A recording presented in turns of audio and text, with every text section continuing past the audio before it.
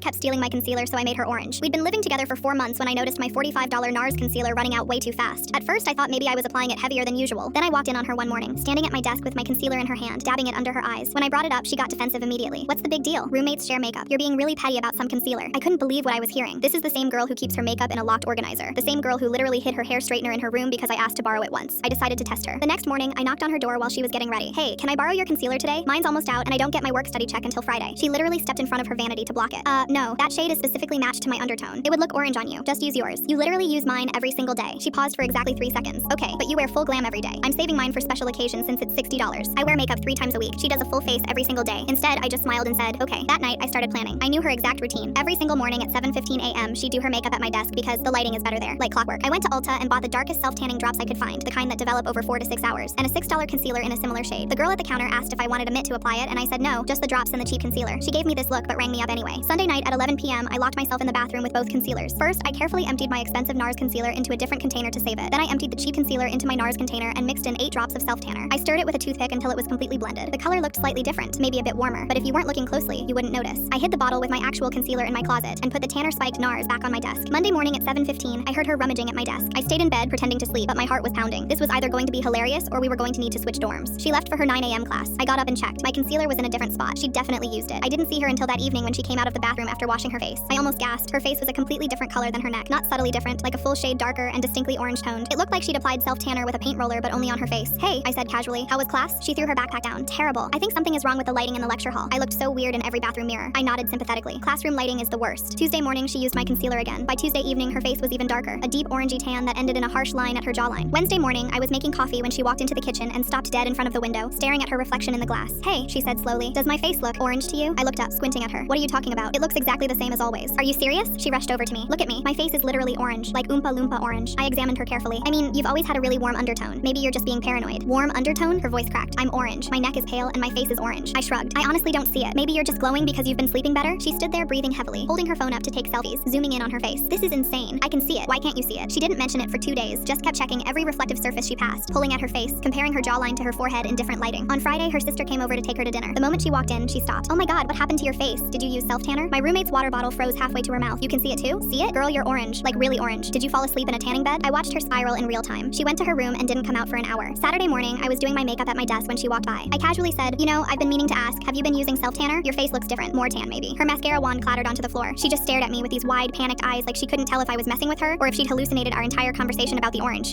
What? You said it looked the same. Did I? Well, it definitely looks different now. She hasn't touched my makeup since, and she won't make eye contact when we're both getting ready. The orange finally faded after about 10 days, but the trust? Yeah, that's permanent.